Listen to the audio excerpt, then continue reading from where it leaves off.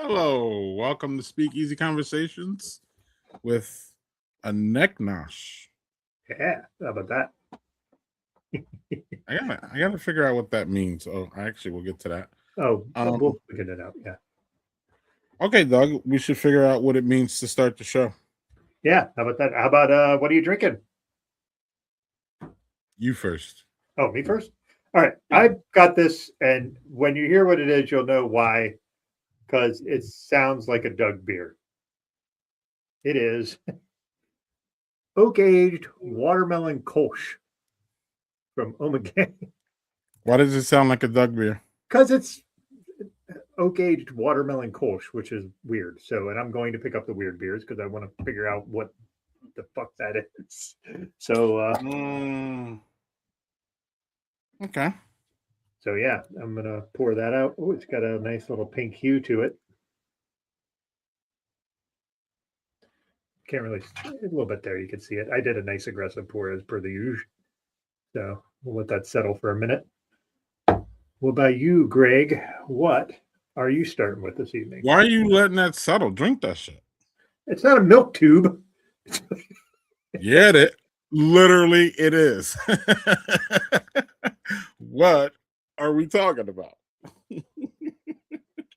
Daniel, you asked who makes this. This is Oma Gang. So, wow. Okay, trying to figure that out. The watermelon sweetness is there, kind of fiddling with the Kolsch elements, which is interesting because Kolsch is pretty specific. The oak aging is just barely there, and it's more in the aftertaste. I would say this is going to be pretty good when it's hot out. But yeah, it's definitely an interesting beer. But the color is really different and fun. So, cheers. Cheers. I have a special beer here. If I can get it open. Okay. Production value is awesome. Where's that? All right, we're doing so well here to start off. Yeah, we're stumbling here. We're stumbling. Hi. Hey. Hello. Summer beer, right, Doug? Yeah, I would say so for that, definitely. All right, my special beer is here. Unfortunately, I can't get this to work, Doug. I don't know what my spy cam is doing. Not being very spy-y. But I have an award-winning beer, Doug. I have now. That's a sandwich from Vault 202. Now, sandwich. You won't be impressed by. You probably won't be impressed by Vault's minimalistic, art. They really keep it really minimum. In fact, most of their art, Doug, is just their logo and just the style written under it. They do one of those. Yeah. Now that's a sandwich just won World Cup this year. Shortly after the Class of 25 collaboration with them came out. And yeah, Vault's one of my favorites here in Wisconsin already. Doug already referenced the milk tubes. Look at that, Doug. That's why part of the reason why I love Vault is their milk tubes, y'all. We can talk about that maybe later. I wonder if Erica knows what the milk tubes are, Doug. She's shaking her head no, so you can give her the lowdown on that because that's your thing. Wait, what? No, I love when I meet someone who doesn't know what milk tubes are. This is an award-winning pilsner. It's fucking excellent. It's crisp, um, bready. Talk about a summer beer. Actually, okay. So can I? Would it work if I just moved? Nope. There we go. Look at the color, nice and clear. It's sexy glass Yes, it is. with curves. Yeah. So, oh yeah, a vault beer out of the vault. They went in the vault, and wasn't that what didn't Geraldo do that? Oh no, he went into the grave, or was it? No, he went to Al Capone's vaults and saw nothing. It was completely fucking empty. It was like a big fiasco back there, wasn't it? Well, it's Geraldo. What do you expect? He's still a clown, so it's fine. Right. But he was definitely less of a clown, like, and more respected back then. You know what I mean? At least a little bit. Like, you know what I mean? So it was like that was part of the unmasking of Geraldo, if I remember. Because I was young, Doug. I don't remember. Like, I know he's a complete buffoon now. We got it. Like, but like before, like during that time, it was kind of like, oh my god, Geraldo's kind of like legitimate. Now he's yeah. Moving on. Shell of himself, or a shell of well, whatever. Anyway, Doug, this is great. And shout out to Vault. Talked to Scott today on the Scott, who is the founding part owner and head of brewing operations there today. It's great. So cheers. Nice. Basically. I mean, summing it up. That's about it. That's about it. That really is it. All right, Doug. So let's see. What else is it, Doug? What are we doing here? Well, we are fortunate enough tonight to have a guest on tonight that I actually met through a beer exchange, which is just cool. It was a Christmas beer exchange. Yes, Greg? Yeah, explain the exchange, please. Explain the whole process. So it is a run by, I don't know her real name, but her Instagram handle is Gumbo Mud. And she just does this like 50-person, like she organizes like 50-person beer exchange across the country. And it's super cool because you get to, they will put in their profile what they like, and you can just put together, I forget what the limit was. Maybe it was $50. I can't remember, but maybe it was less than that. But then you ship all this beer, and then you get beer too. And then the only thing is like you have to like post on Instagram about your get and what the beers are and all that stuff. So I asked if I could be in this year, and yeah, and as luck would have it, I got Aloe as my guy. He had just joined too, so I was like, all right, I'm sending Aloe beer. This is just like old times. So yeah, but Erica unfortunately had the misfortune of picking me, but sent me just some amazing beer. Sent me, I think it was a 2018 beer from Belgium that her and her husband got when they were in Belgium, and I was like, holy shit, like that. That was enough all by itself. But sent me a whole bunch of other cool things, and I actually have to when we bring her on, I need to step off camera because I need to grab something that she also sent me. But she is the, I believe, owner of Neck Nosh, and Neck Nosh is basically a social purpose company. So what they do is they hire unhoused women to work to help put together the boxes and the bags for the pretzels for Neck Nosh, which Neck Nosh is basically a necklace with pretzels on it for like festivals and events and things like that. So yeah, pretty cool. Yes, Greg? We should probably get her on and explain that. Yeah, we should. So anyway, let's bring on Erica Humphrey. Hey, Erica, sorry, I was doing the whole spiel for you. Sorry. Hey, you did just fine. Awesome. Here I am giving the whole spiel about your company that you know more about than any of us. Are you mansplaining? I mean, are you really? Probably. Yeah, probably. We do.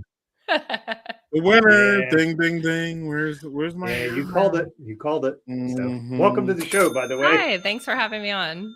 Yeah. So, what are you drinking? From Shred Brewing Company, here in the Sacramento region. It's called Cloud Nectar. It's got a pretty rad can. Um, Shred has won awards at GABF many times. They're a pretty mentionable brewery. They make really solid stuff. So they've got a hazy IPA called Cloud Nectar, and it is delicious. It's pillowy and lovely. Oh, before we get to everything, I have to. So you're a hazy lady? I mean, yes, who doesn't love a good hazy? A lot of people. What? Oh, I hope I didn't send you a bunch of hazies. I didn't think No, about you that. didn't. I I hope think you Okay, good. did. Oh, yeah, I because there think- was a list of preferences. I hope you yeah, did. and I think you sent me 2 IPAs, which I can deal with those. But when they're hazy, that whole It's too like much. super hop forward stuff, it just fucks my palate up. So Okay. but that's again, if you like them, awesome. You do you. We always try not to like drink what you like. That's kind of our motto here. So That's the beauty of the beer world. Yep. So there's a Well, lot out while there. we're here, part of the reason why I said I wish you would have sent him one was, of course, to torture him, and I thought that would be great. But also, though, while we're here, before we get to everything else, I believe that the more you drink, the more vastly you drink, the more vastly you're going to be open to that. I love to say that, especially with people, people are, I don't like IPAs, or I like beer that tastes like beer. Erica, being around craft beer long enough that you could turn some people, especially if you give them the right thing and you work with them on different, you know what I mean? So, like, Oh, yeah. I want Doug to like hazies. I So if know. you send him a whole batch of hazies, maybe he would drink them and Maybe. come closer to it. Maybe he would hate them more and become further away. But that's the fun part about it. You have anything, you have an antidote for that, or I mean, a yeah, comment, or- you may not have found the right hazy yet, but you just may not be a hazy guy. That's You the know, great thing about there's just so much out there in the beer world that, like, if you don't like a certain avenue, there's a lot of other ones to try. So yeah, I'm cool with it. it sounds like when you say when women who are queer, like some guys, like you just haven't had the right guy. You haven't had the right hazy. I mean, Mm, I think, I'm not gonna push it. If you don't like it, I like it. Yeah. It's my bag. It doesn't have to be your bag. It's cool. No, but I will try anything. It's just like hazies. I'm going in with some Yeah. bias if I have a hazy. So that's Right. good. That's how that works for me Yeah. anyway. all right, Doug, Can respect get that. us back on track here, please.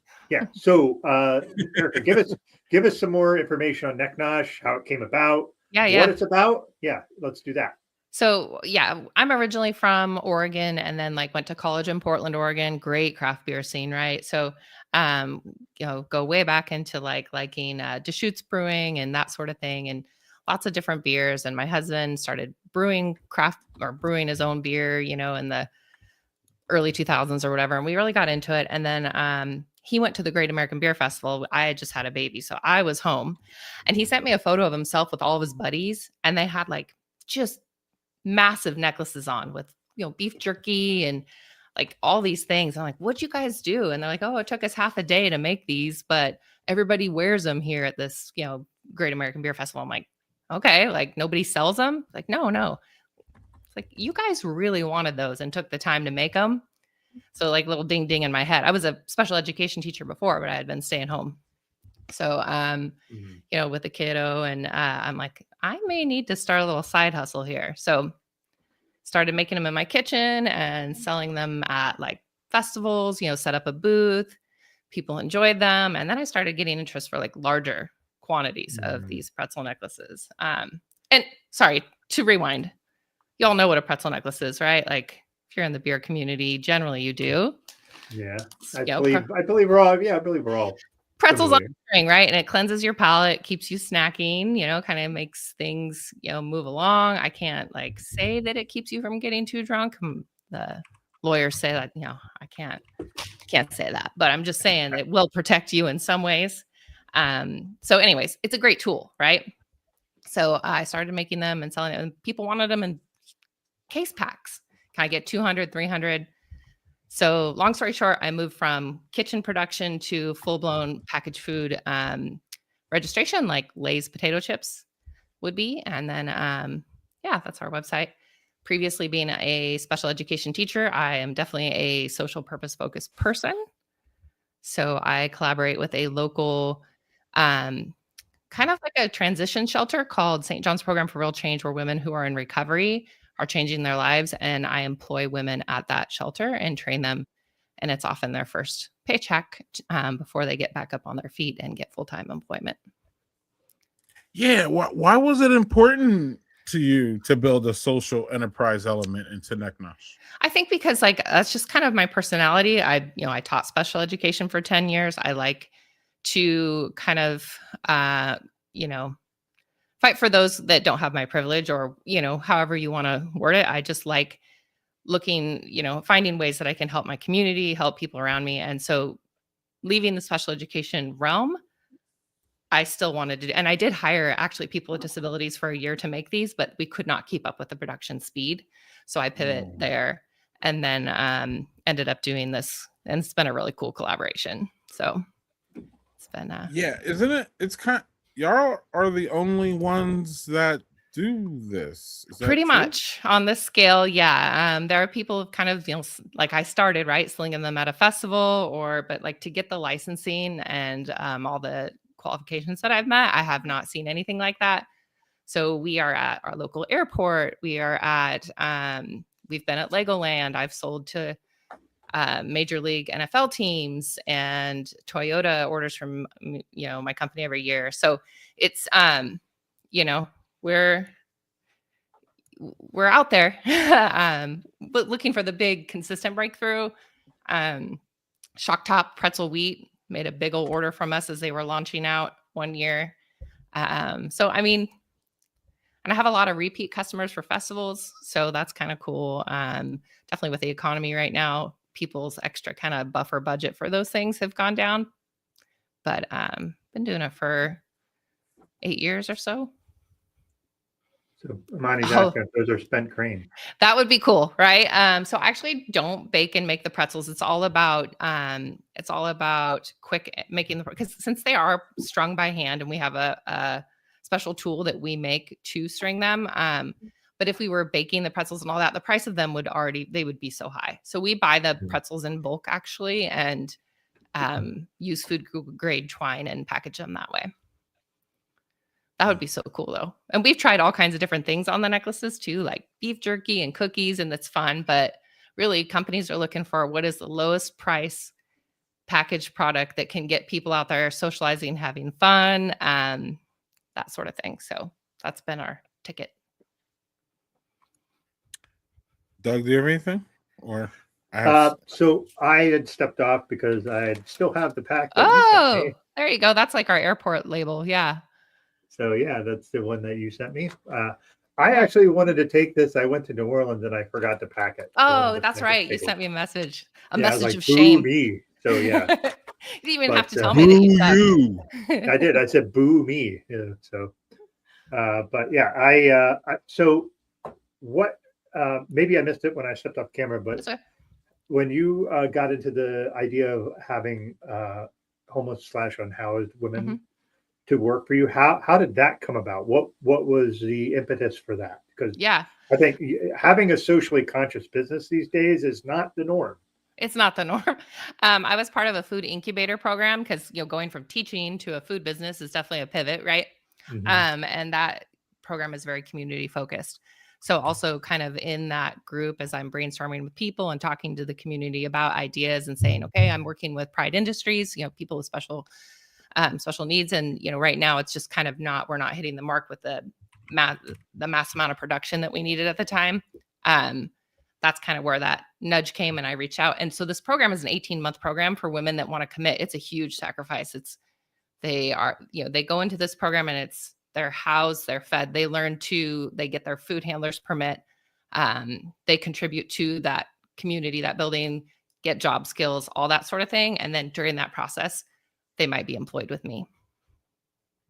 So that's pretty amazing. Like, especially in our environment today, the way things are, where things are getting crazy expensive and it's difficult, especially if you are disadvantaged and you're homeless or you're unhoused, or like if you have mental health struggles and that cause you to be unhoused. Like there's a million ways that you can be homeless, And it's not just, oh, well, they're lazy. That is rarely the case. No. It is almost always something that happened that beyond their control, or it might be something Right. where they got wrapped into something that they couldn't control. Right. So, it's great seeing a very socially conscious brand come forward and say, I'm going to help these folks. Yeah. And so, yeah. Thank you. I appreciate that. It's rewarding for me. It definitely adds a lot of extra steps because I don't have the same employees, right? I have employees for 3 or so months, and then because thankfully they're moving on. They're graduating, getting full-time positions, that sort of thing. So it is a little extra work, but it is worthwhile. And it's important to me. It's what drives me to keep with it. So that's kind of how I work. I have another quick question, Greg, if you're okay, or do you have something? Is it about? I want to ask her about the employment reentry part. Yeah. Yeah. My quick question was before, because yours might take a little longer. Mine is just like how difficult it is to train the folks to do that job for it to come into your business. Yeah, I'm learning because this is the second year of this model. To have a little overlap. So the senior employee that ends up getting like a little bit of a raise toward the end of there is helping with the training, right? So it's kind of like that. And there's always kind of that, I do it, we do it, then you do it kind of release of responsibility. And I'm getting a better system down of kind of, I would love an automated, like a model that's like a video program that helps train too, right? So it's just kind of more streamlined. But yeah, I mean, it can be time intensive, but I'm getting better. It's the best summary I can give you. Yeah. Greg, go ahead. Sorry. Employment is a huge piece of reentry. It's also about building confidence and stability. Sure. Have there been any specific breakthrough moments with your team members that made the hard work worth it? Oh gosh, yeah. Like, hey, I just want to let you know I just bought my first car with the paychecks I got Oh, from you. And man. now I can drive to go see my kid in the Bay Area that I've been, estranged from. Oh, I just want to let you know, this helped me get into my first apartment. And also I write letters of recommendation for the women. It's women in recovery, and a lot of them have children as well.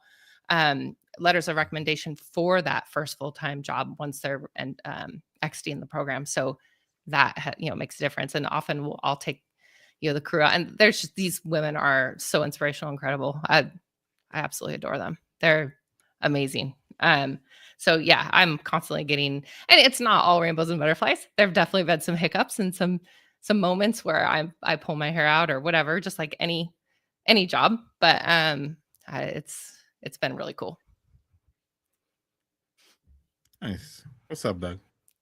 I don't know. What JHG said was very true. Like I have been, on this streak lately of just being like hyper emotional, and like I'll see different things, and it's just like I watched something today where so I'm partially deaf, and so I watched this thing where this kid who's deaf met this like, the Savannah Bananas, like the goofy teams, and it was this other team that plays in that same league. Yeah. And this kid got to meet one of the players. He really likes one of the players. The guy knew some very rudimentary sign language. So he sweet. did the sign language. Yeah. And the guy sent him a baseball and said, hey, thanks for teaching me more sign language. You're the best. And wrote his name. And so the mom read him the baseball because he couldn't read. Right. Yeah. Oh. And the kid did this motion where he was like this. And I was like, she's like, did you give him a sign name? Which in the deaf community is a big deal. Oh. This like 6-year-old kid gave this guy a sign name, which is that I sent that to Daniel, commented that got me super teary. And hearing stuff where you talk about these women who are coming from a real place of struggle, and now they're able to go see their kids because they got a car or they have a place to live, like basic things that a lot of us just really take for granted. And it's, I don't know, you are affecting lives in a way that I wish I could, if that makes sense. I appreciate that. I'm blessed to be able to do it. And it is really incredible experience. And like just the grit and the background and the experiences some of the women that I work with have had. I mean, they've endured so much and still keep pushing and hustling, and it's incredible. But yeah, I think you're right. And like in times like today, like any wonderful story that really touches the heart is just like, we need that. Yeah. We see enough of the rotten stuff. Let's see some Right. good stuff, right? Exactly. Let's find some genuine, it's genuine people. Yeah, sure. Yeah, Erica, are there any or how much of your identity as an educator carried over to being an employer and a mentor? Ooh, great question.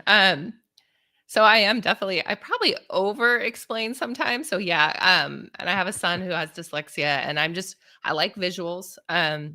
So I'm always like spell things out, map it out. I think it's like out of respect to do for other people, not just like trying to dumb it down, but to make sure that I'm providing all the information needed.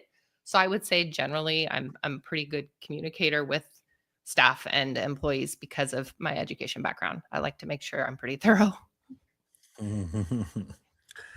Doug, I have a question about Neck Nosh. Do you so the future, what does it look like? Do you plan to scale your social impact? Or maybe looking, Yeah. is there another genre that what do wine drinkers need I know touches wine to, drinkers is definitely or something I haven't tapped into, Greg. I think it's underutilized. So I definitely stuck with the beer community maybe for too long because I mean, I know the beer community is kind of struggling in some ways and also festivals and stuff many had ways? right? Like had all this kind of Mhm. extra funds that like I said I had people for 5 years repeating orders and now they're like, "Dude, we do not have this buffer anymore." And I get it. So maybe I was also thinking promotional products, that sort of thing. I also kind of run another business. And then so I'm just trying to like balance my time, but I think that it could launch uh, to a lot of different avenues. So throw it at me. How how far are you from like Napa Valley? Not far, like 2 hours. Well, there you go. Yeah. Because I guarantee you, the folks in I, Napa Valley, not saying they aren't struggling, but I I, bet you can do business there. Sorry, Right. Greg. Maybe, They did I might. no, no, step no, on you no, there? no.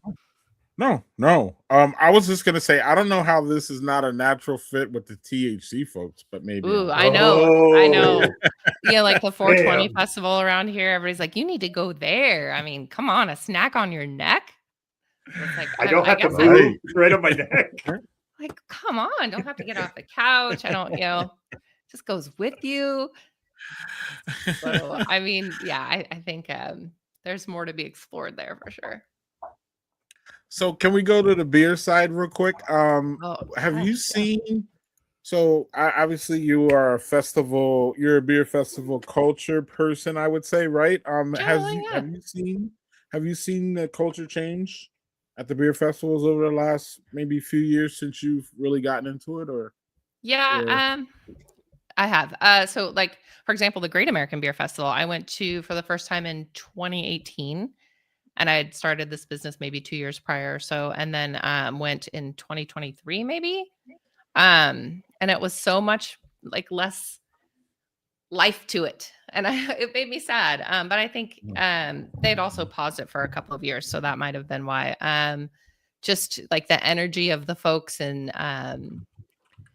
the crazy costumes and all that just didn't quite pop like they did before. And then in just kind of what are the beer fests like where you guys live? Are they like you pay a flat fee and then you can drink unlimited, or do you buy tokens?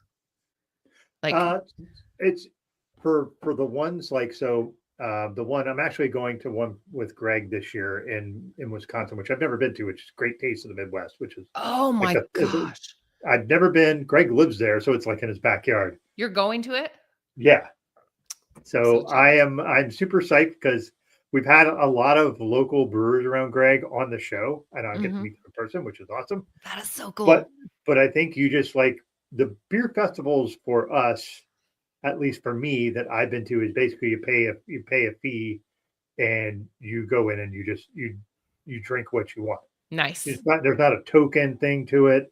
I've never been to GABF. My brother-in-law and my son both live in Denver. I mean, if I ever wanted to, I could. Oh, cool. But it's a bit intimidating for me to go to it because it's so massive. It is so massive. And like I can understand. I think it got so big that like, you were talking about sort of the soul of it leaving a bit. Yeah, that's a good way to put it. Yeah. I wonder if it's just so big that it's hard to have that. Like there's an interesting one that Greg and I went to one in New Orleans, which was an offshoot of one called Barrel and Flow, which is in Pittsburgh. Barrel and Flow is the only black owned beer festival in the entire country. Okay. Almost all the all the brewers that come have at least a collaboration with a black brewer. Cool. All the food vendors are black, live artists. It's just this awesome beer festival, right? Yeah, I bet. And then we went to the one in New Orleans, and it was the first time he did it, and it was a little sparse, but that's because it's his first year doing it. And he lives in Pittsburgh, the guy that runs it. So to him, it's like a festival in New Orleans is funny. But man, New Orleans is just such a great city. I think that festival will be fine. But like that one too, you just go and you pay an amount, and then you go in and you just have what you want. Okay. And I will say, of all the beer festivals I've been, Barrel and Flow is the only one where people just aren't. They're just getting completely fucking hammered. They weren't. Oh, like just... there are people that do that, but I mean, the vast majority, it was like this community. Like everybody's hanging out, everybody's talking. All the brewers talk to everybody. They hang out. Like it's kind of a big party. I mean, Greg, maybe I'm talking out of turn here. I'd like to get because you were there. I think the first one, I was not. But yeah, I don't know. Okay, apparently Greg has a good beer, so let's hear what that is because he's like having an orgasm on the screen over there. Let's see. Let's hold it up and see what it is. What's it look like? It looks clear. Really? Hey, I've done that a few times on screen too. So really, sometimes they are pretty exciting. Doug or Daniel take credit for this one? Oh, that's me. What is it? The Fountain. Yeah, yeah. Greg, go ahead and tell me what you think. Yeah, fuck beer. It is fucking amazing. Look at the ABV on that beer. I can't. What is it, Doug? I will tell you, it's 3.5%. Whoa! It is one of the best beers I've had in like 3 or 4 years. A smoky ale. Uh-huh. Like a clear, Well, look how dark it is. Let's see. Oh, it is dark. Okay, I couldn't tell from. Yeah, it's like a dark ale, but it's like 3.5%. Smoky. I still actually have one, but I still have one of those in my fridge downstairs. I'll get us a better shot at this. I have to. But yeah, no, Doug, this is excellent. It's really smoky. If you don't like smoky beers, you won't like this beer. It's legit. So I love smoky beers. Erica, do you like smoky beers? I can do a smoky beer. I mean, it's got to be the right moment. On a hot day, not so much, but no, not on a hot day. Agreed. Doug, yeah, I don't know. You could maybe pull that off if you're at a barbecue eating ribs. Oh, but I'm with you though. Generally speaking, no, you know what I mean. It has to pair or something. Mm-hmm. Otherwise, it feels out of place. I'm with you. It's more meat. Definitely like fall fire pit. You know what I mean? Like that's a smoky beer to me. That fall season. But yeah. Doug. I really enjoyed this one. Thank you for sliding it my way. And I thought we have a question. Oh, we're still talking about Neck Nosh. Oh, What else you guys got? We talked about Neck Nosh plenty. Okay. Necknosh.com. Yeah. Hashtag Neck Nosh. Just kidding. There's a couple of things that quick, Greg. There's a comment that I sent this beer to Daniel too. Yeah, do some comments here. Yeah. So this is Skib Soul, which is the name of it. It's called the Fountain. This was actually released by a brewery near. I'm not gonna say near me. It's like 2 hours away. One of my favorite breweries in New York State is called Westkill Brewing. They make just amazing freaking beer, and they do like high gravity beers at all. Like they just, I think their highest one is like 7.5. Like they just make super great beers. And this one was one they were doing because a friend of the brewery was releasing a book, and the book was named The Fountain. So they made this beer in honor of her releasing a book. Sweet. So it was a limited release. I just happened to be there. I was like, this is awesome. I'm going to take a 4-pack of it home. I wish I would have brought 2 4-packs because it was that good. Are they a Scandinavian brew? What's the Skib Soul? That looks very Scandinavian. Yeah, that is Skib Soul or ship beer. And then Daniel, who's like our resident historian guy, just knows a lot of stuff. Daniel, look at him. Yeah. It's traditionally served with food aboard a long ship voyages to Crew. Okay. So, yeah. So, yeah, I have to say that beer like was one of the more surprisingly like every beer I had there was excellent, but Sweet. that beer just completely floored me because I like smoky beers, but having a smoky dark beer that's 3.5% just like kind of just boggles my brain a bit. Yeah, You know, it's a treat. yeah. Yeah. I do have one, so here it is. Maybe Greg can show it a little better there. Look Yeah, how dark nice. that is. Mm-hmm. That's sweet. And you can have a couple of them because it's just not going to knock you out right away. That's kind of Yep. nice. Is it Skip the Soul. Fountain? Yeah, Skip Soul Smoky Ale. So kudos to West Sweet. Kill. Delicious. I have a second too, if you don't mind. Oh, bring it. What you got? So this is a Doppelbock Oh, that I got from Westbrook. right on. Westbrook Brewing is, boy, I want to. This one is 8.2. Nice. That's a little bigger than I thought it was. It's That is out of Mount Pleasant, South Carolina. I didn't realize that's out of South Carolina, but yeah. So we're gonna give this a go. I love Doppelbocks, so hopefully this is good. do it.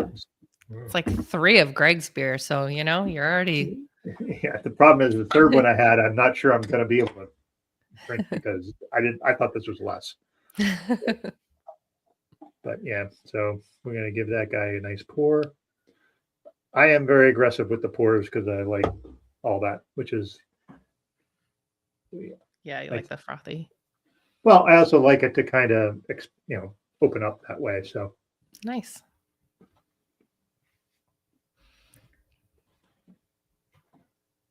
when Greg gets back on camera, we're gonna have him explain milk tubes to you. So Yeah, I'm a little. The only thing I can get is the type of glass you guys had when you were drinking it. Were both like narrow and tall, and then they were all like foamed up. What is this milk tube situation? Never heard it. yeah, again, I'm gonna let Greg explain that. Mm-hmm. Is this something you came up with, or is this like a thing? No, this is like a sort of a trend, I guess. Okay. It's an ancient Chinese secret. What? No, it's not. Doug, you set me up, and I don't have pictures. I'm This guy's going full to of get shit. the I'm Pretty pictures. much, a yeah. little disappointed. I'm a little disappointed because Greg has lots of pictures of these things. So. Yeah, but I don't have them on like demand, like this. Like I got to go to my photos and all that. So in the meantime, while Doug doesn't throw me under the bus production wise, we're gonna go do this, right, Doug? Yeah.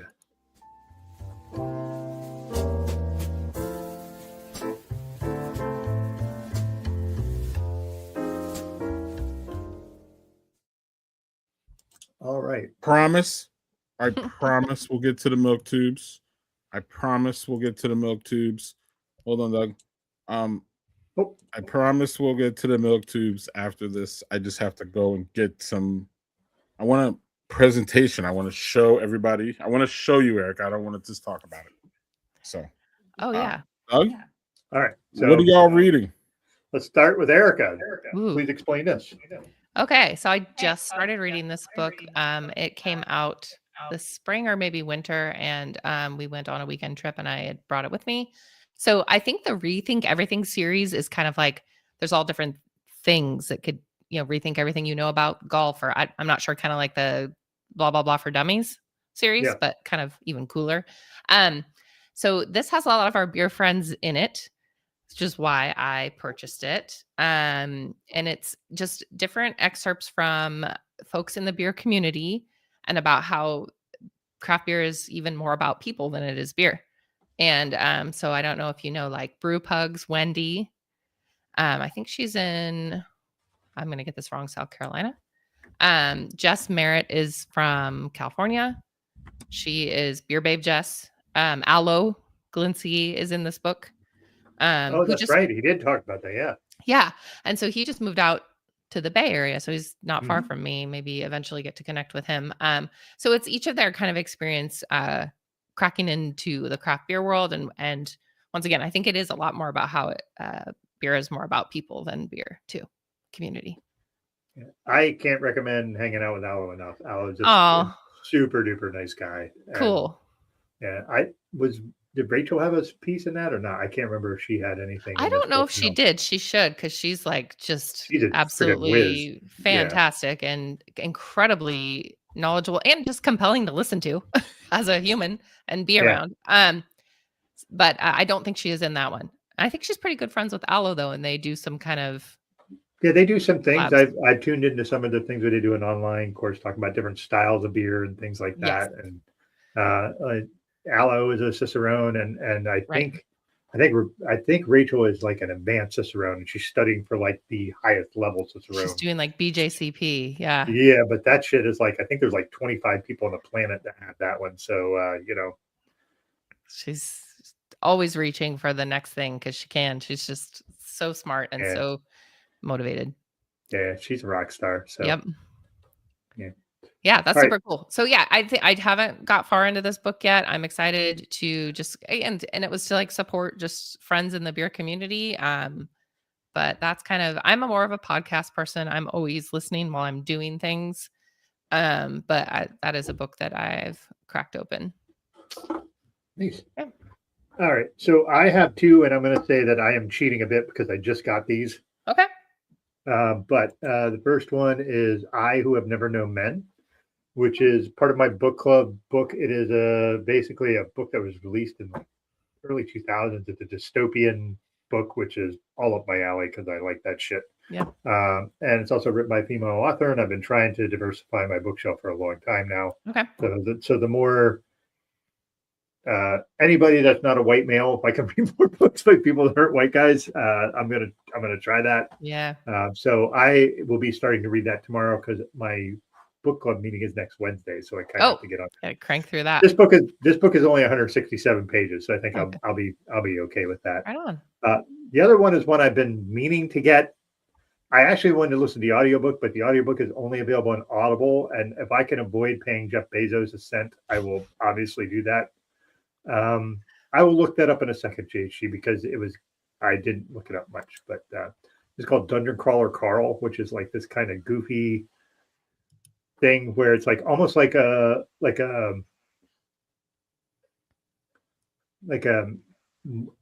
almost like a Dungeons and Dragons Yeah. thing, Okay. but it's goofy, and they have Yeah. all these silly characters.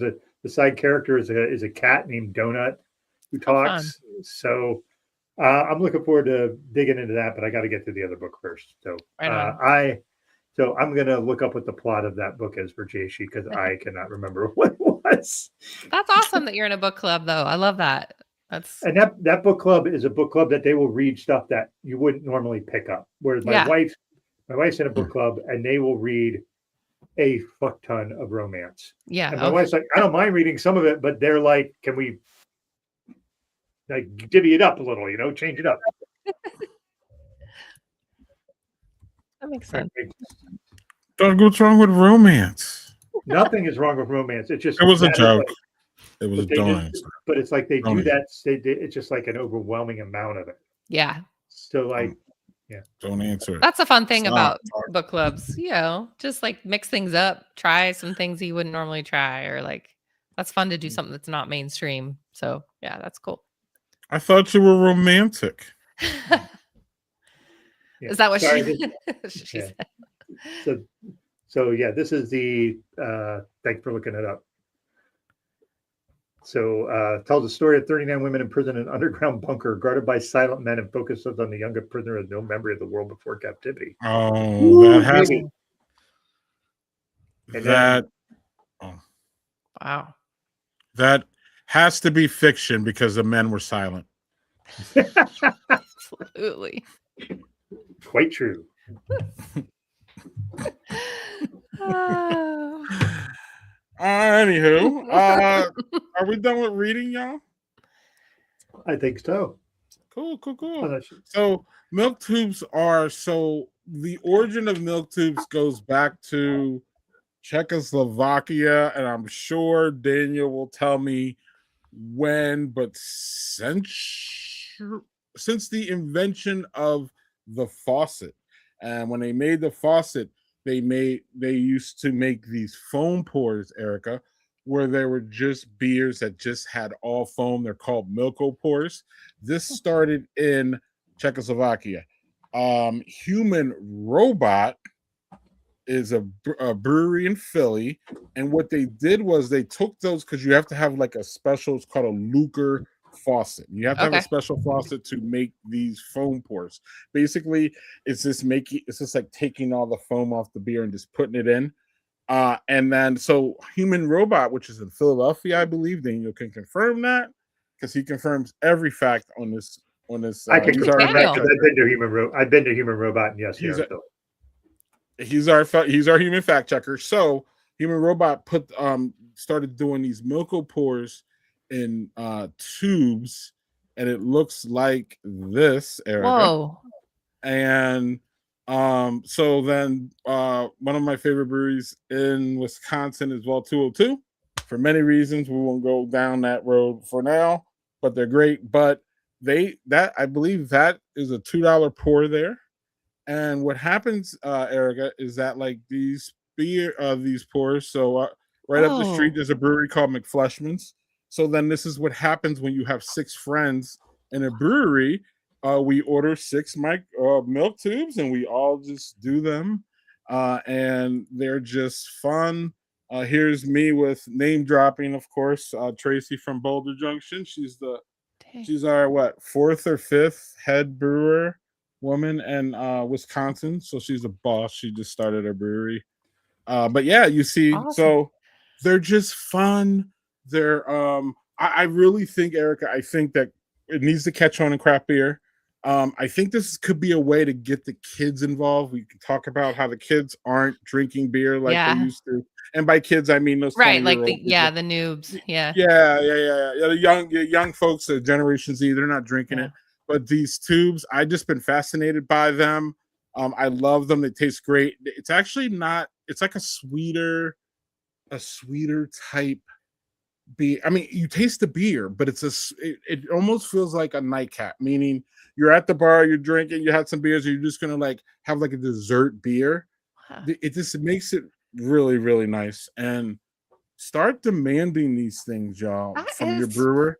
They just have to fascinating. buy a I've faucet. never They have heard to of buy that. a faucet. It Special. costs Okay. like a couple $100, but like So they're great.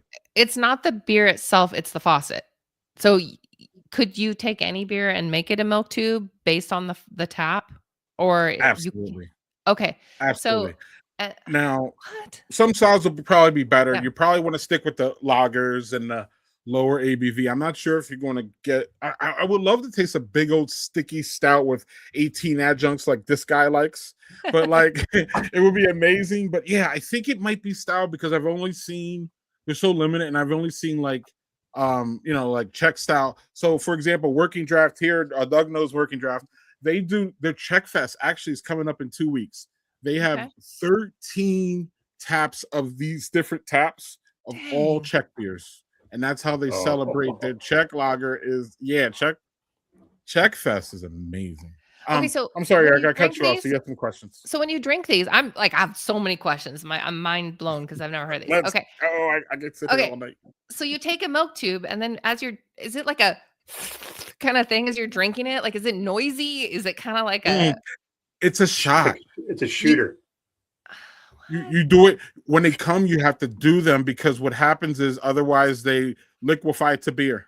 yeah, so you just kind of So it's Pound of yeah, and you could see where some of the ones that were poured later, yeah. you know what I mean, have more beer in them because the the foam is turning into beer. Okay. All right. So And then like you- wow, okay. yeah, it's great. It's great. And they're like $2 or something. Yeah, because there's not a ton of Um, alcohol in them, right? It's a lot of, it's No, frothed it's a up. lot of foam. But Yeah. it also what it does too, Erica, is it goes against that whole like fill my beer up and foam is wasting my beer and Sure. you're not giving me my old beer. No, foam is part of the beer, especially depending on what style we're talking. You already know. Certain styles you need that head, you need that foam Right. there. It's part of the whole experience, and people are like, and I'm just like, give me the foam. So they have like these Schnitt pours that are like half. I actually I didn't show you those, but I have those where Okay. it's just like it's like a mug, and it's just like half the beer is foam, half the beer is beer. And Yeah. that vault you poured at the beginning of the show, that was the same brewery that you were just showing here, right? And then it was Yes. kind of a half and half pour because you poured it from the bottle, right? I mean, Yeah, so, yeah, but yeah, for yeah. you, if you saw no liquid, that would be like the prime pour for you.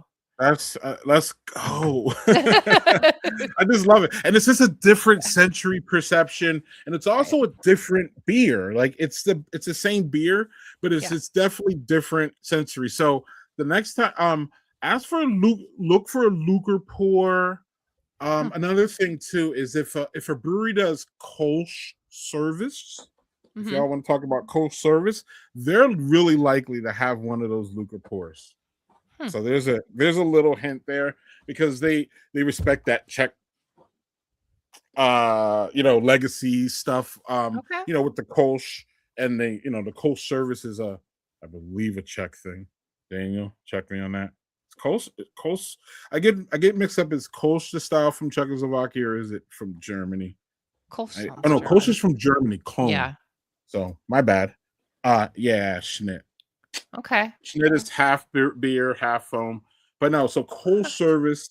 If a brewery is likely to do Kolsch service, they're likely to have one of those pours. Is my point. Okay. They're traditional. And Kolsch service. I don't know if you're familiar with that, but you may have had. Like You've a been slow pour? overseas? Like No, a Kolsch that's service different. is like where they just keep bringing you Kolsch's and you just keep drinking them in these little things, and then they have like a little marker, and they just keep serving you Kolsch's. They see it end it, and it just comes, and this is like this little pour, but you just get fresh Kolsch's Like the delivered Fogo to de you. Chao In of Kolsch. Wisconsin, you guys and your cheese and your beer. Why have I not been there? Please don't Damn. mess around with the Dang. beer here. That I is have to for say sure. though, he'll probably not watch this, but there's a podcast that I get to be on every once in a while called Craft Beer Republic, and Flex Me a Beer. Flex is from Wisconsin, and he has never brought this up.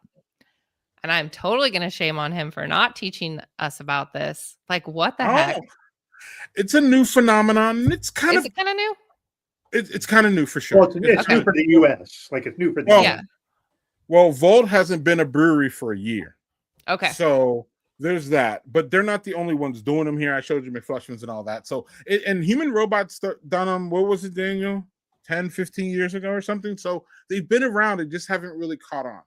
So I really want them to catch on because Right. I think it's fun. it's funny because people are like, well, it's a gimmick. And I'm like, interesting word because a gimmick usually means something that comes and goes really quick. These things have been around for centuries. So gimmick is not the word for this. There you And I go. don't even know if fat is the word either. I mean, maybe fat is the word with the milk tubes because they weren't always tubes, but whatever. Point Sure. is, craft beer needs something, Eric. We need Oh, some juice let's. Yeah. somewhere. I Like believe you. Like, let's. somewhere, something, because it's just not good. Right. Like bringing in bingo and like all these different things. It's fun, whatever. But like, we need to get the beer exciting and get people engaged with the beer more. Again, yes, that's cool. I hope that's something that's going to take off.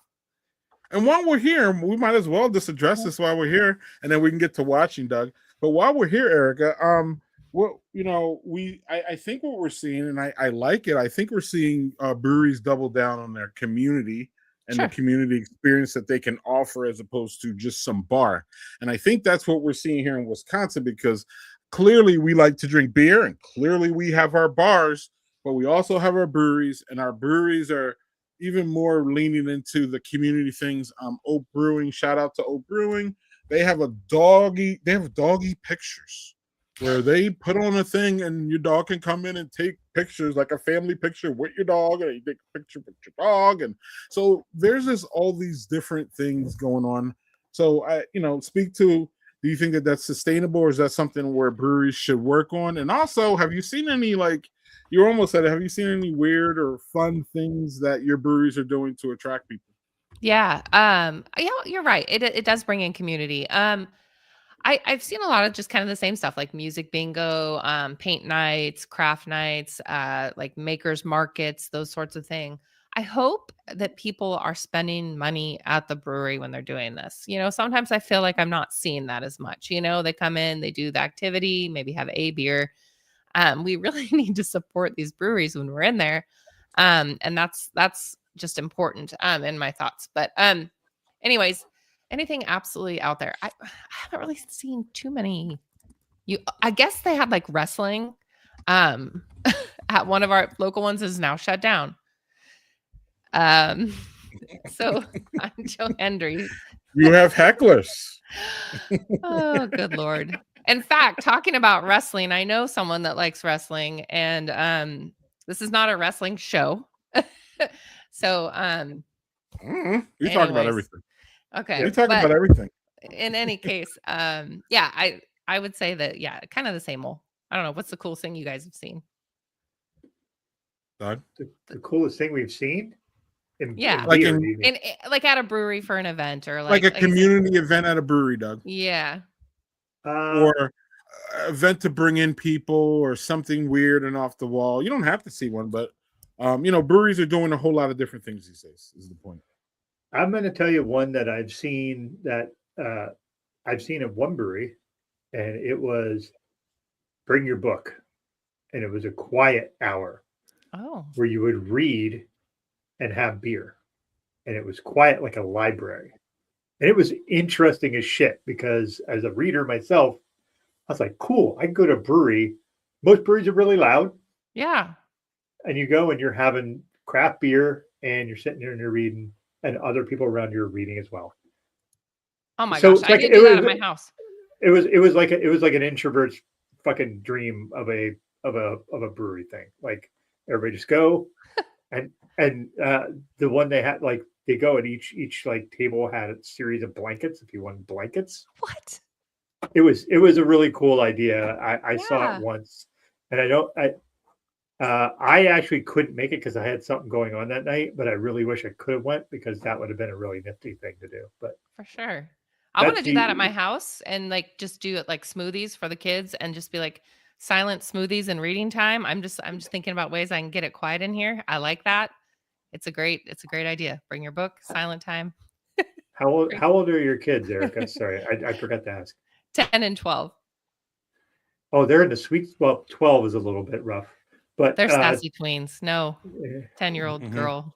Yeah. usually like 6 to 10, they're like kind of like they can take care of themselves a little bit, but they're not like an asshole.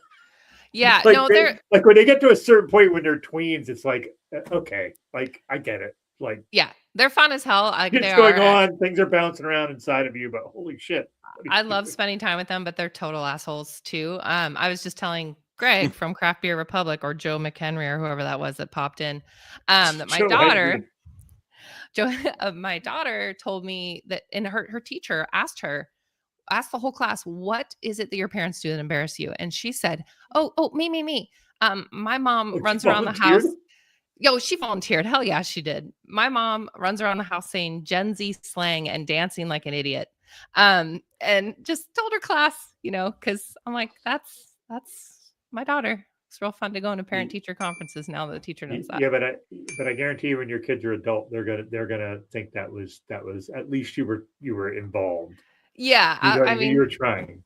I am not afraid to make a fool of myself, I guess. But then you don't need to go and tell other people. You don't need to tell the 32 other kids in your class and your teacher. That is, anyways. Once again. So, Tangent. Erica, here is a snit pour. So, Oh, that is foamy as hell. Wow. Okay. 50-50. right, and you sip Sort of. that one. You don't pound that one. You sip that one. Yeah. But you get a lot of foam in your The mustache maker. Yeah. Yeah. Have you guys ever had like the slow Pilsner pour, like where it like goes up above the glass? Like it's traditionally an Italian Pilsner that does that. Mm-hmm. I have one at Bierstadt in Denver, which is, I don't know if you Same. can see, I have one of their stickers there on my fridge back behind me here. But also a very big LGBTQ rights place. So Yeah. awesome. Super Yeah, cool place. I love that place. And you have family in Yeah. Denver, right? So yeah, that's cool. I do. So when we went there, I always want to go there because also they have a lot of standard German fucking give me all the make them Such the clean style beer. and I'm going to be happy. But they did that whole Italian pill, and that was just a cool experience. It wasn't quite the thing is it's not the milk tube, Greg. It's not that. It's just here's your Pilsner, and we're going to pile the foam really high, and then it dissipates into the glass over time. So For sure. And then Here's a full milko pour, Erica. Oh my God. Are you sure that's not a glass of milk? Holy crap. That's crazy. Right. That's Why do you think they perfect call it a pour for- Milko pour? Yeah. Oh my gosh. Amen. Let's I have never seen anything like that. go. Love them. Love I them. just Love them. you Love them. pound Can't it, go you enough. got all this foam on your face. And then you'll have to burp. hilarious. You're gonna have to burp, Okay, it's supposed to be just a good ass and time. you might fart later. But That's what it is. It's all part of the experience, though.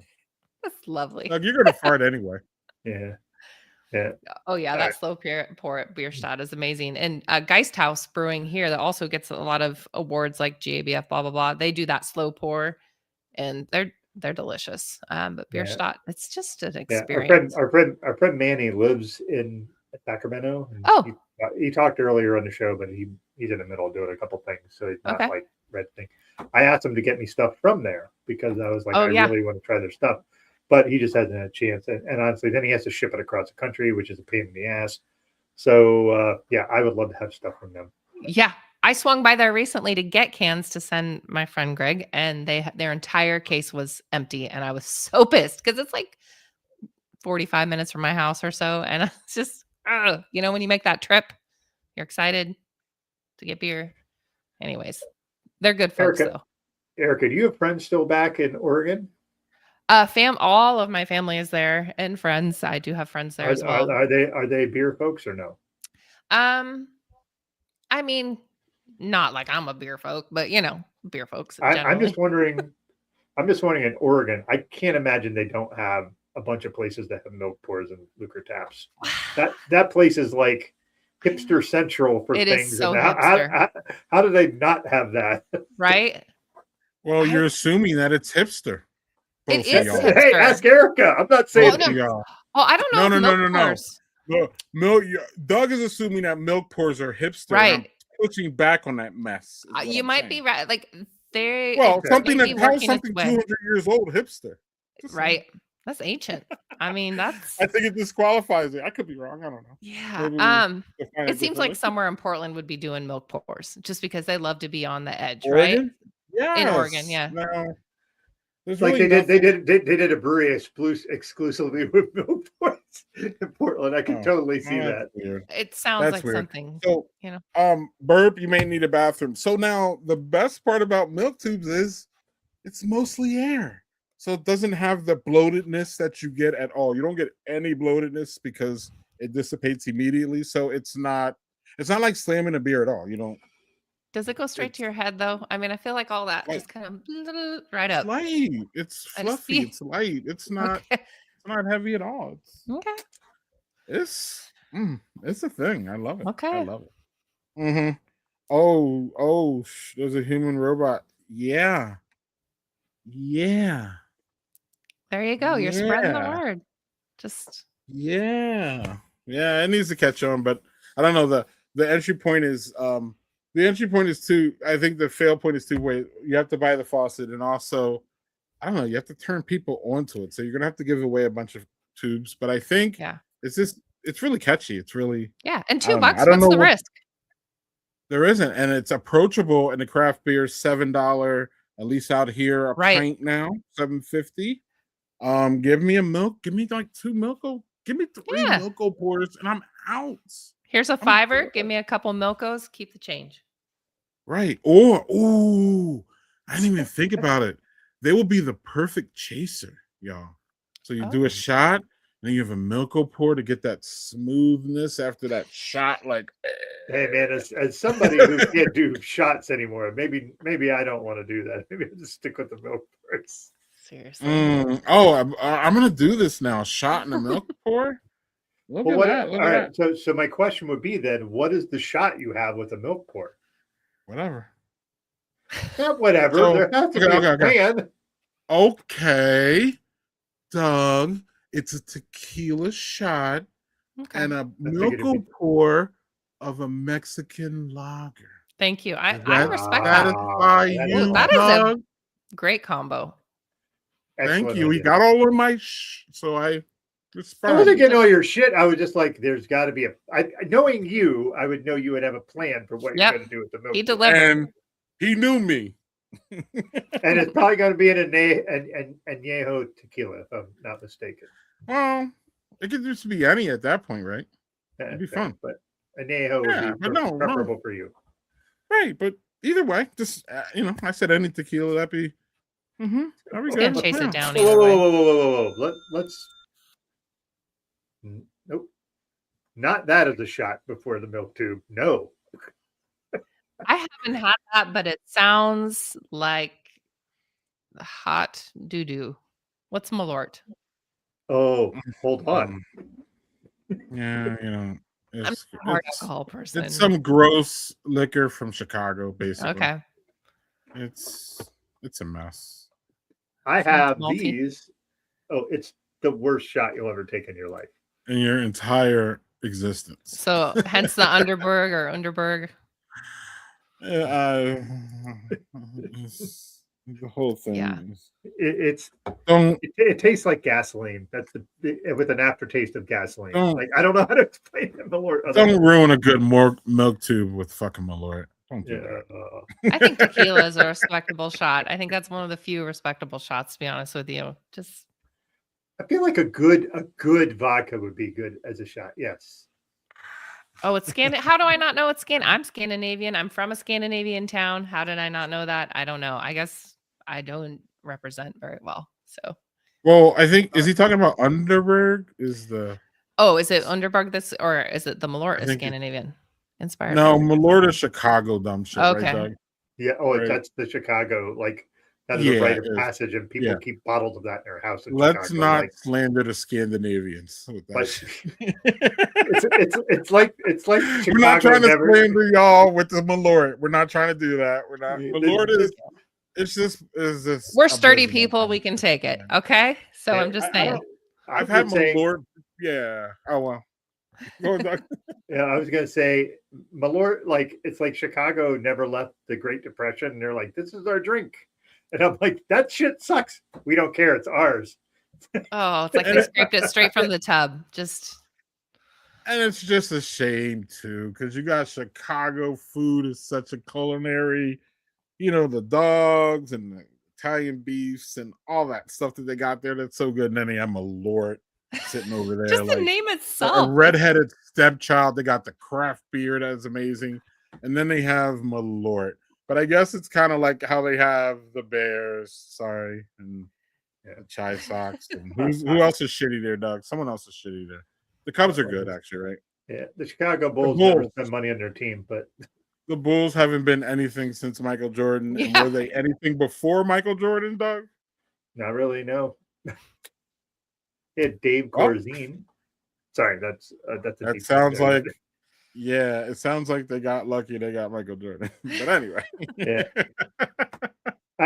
So I want to say Daniel did send me this video of the CEO of Jeppson's Malort. Okay. Did a video mocking the McDonald's CEO video, which I hope you've all seen, where the McDonald's. Did you see that one, Erica? Where the McDonald's CEO was eating the big arch, which was their release.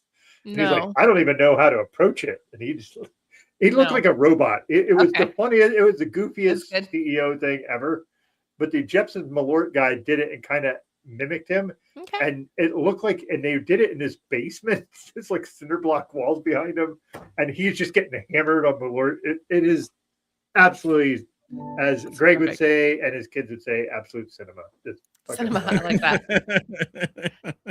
I still can't get past the name. It's just not respectable. The name is just terrible. Respectable.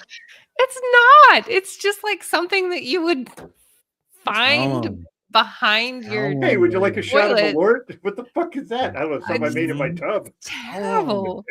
Tell them.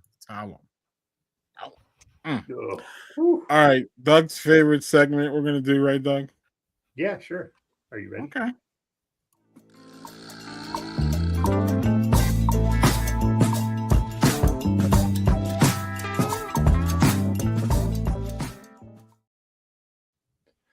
Largely for the music. That's why I love that segment, because I feel like we're going to be going into red light district in Amsterdam or something with that music. But is that's a good thing? Swanky. You're saying swanky.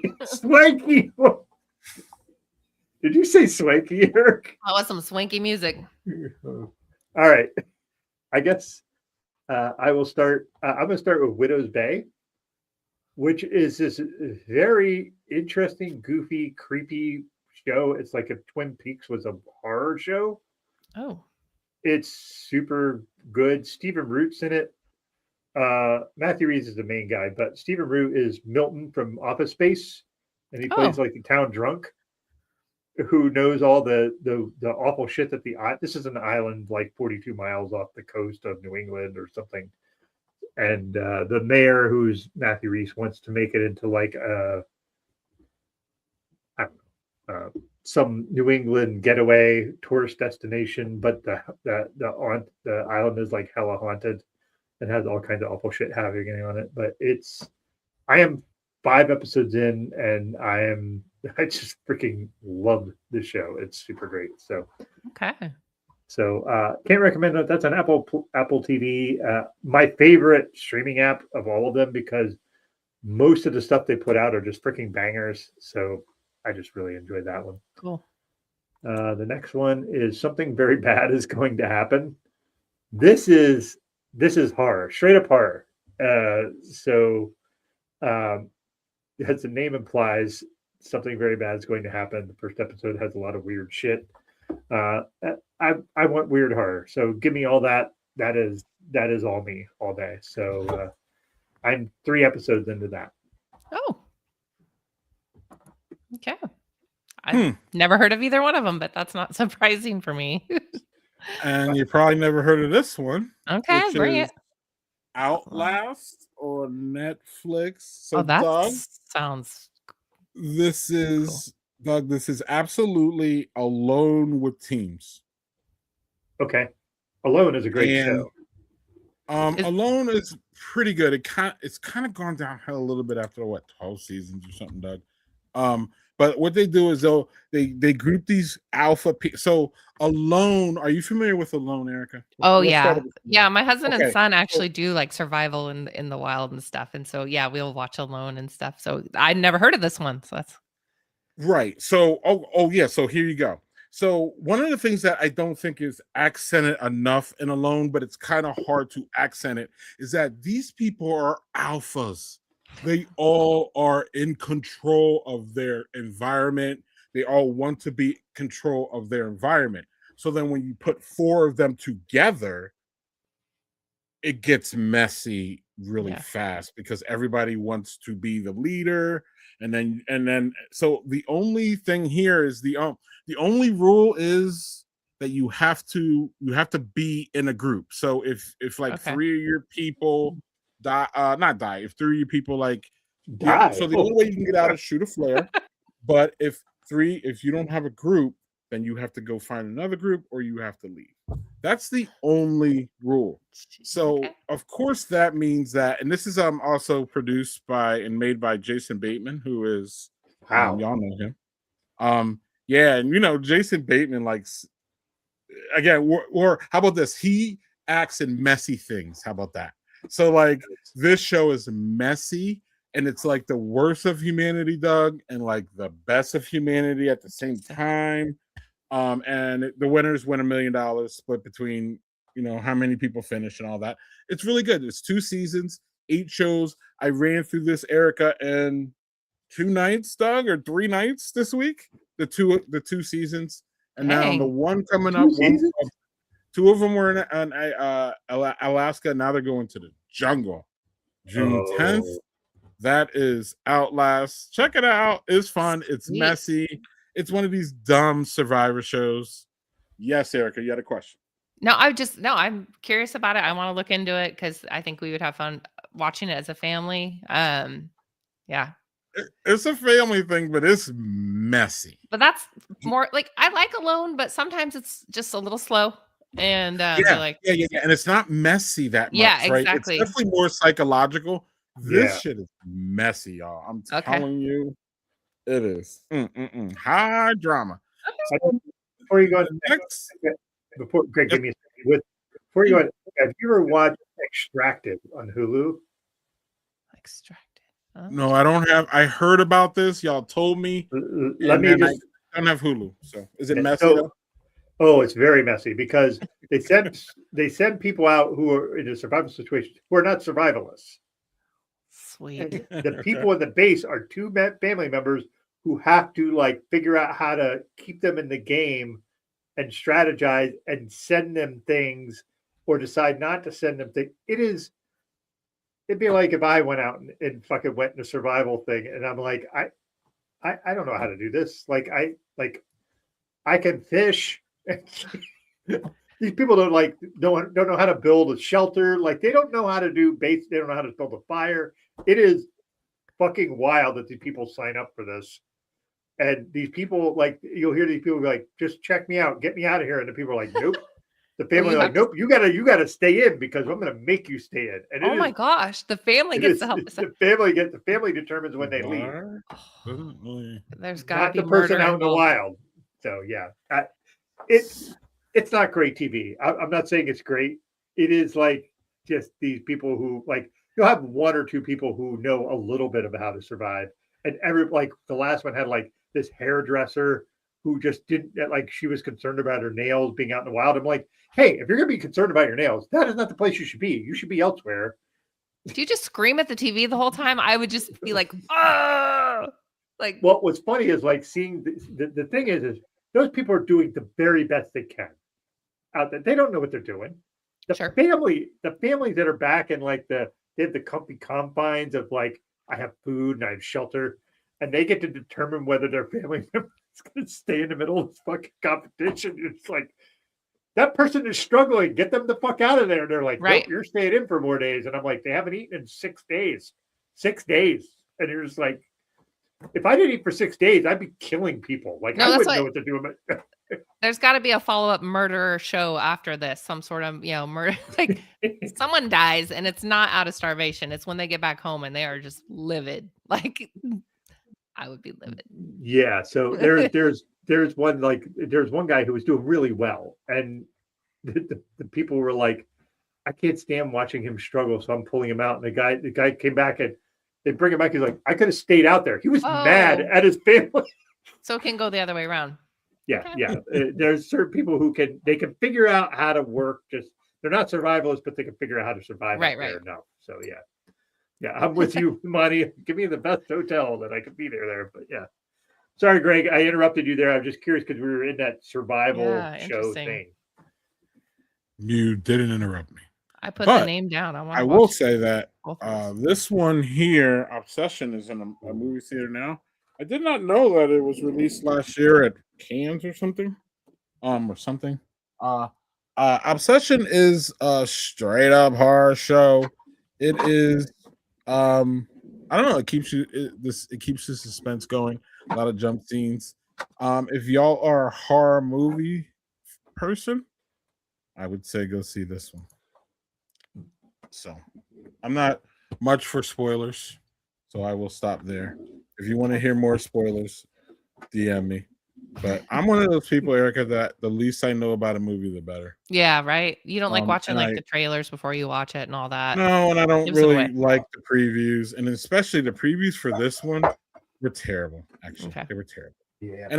And like I don't know, it was a horror movie, so I guess I expect horror trailers, and I'm not really a horror movie fan. So then I guess I probably didn't enjoy the trailers for this one just because of that. But I just don't. I there's an aspect of some movies where some movies.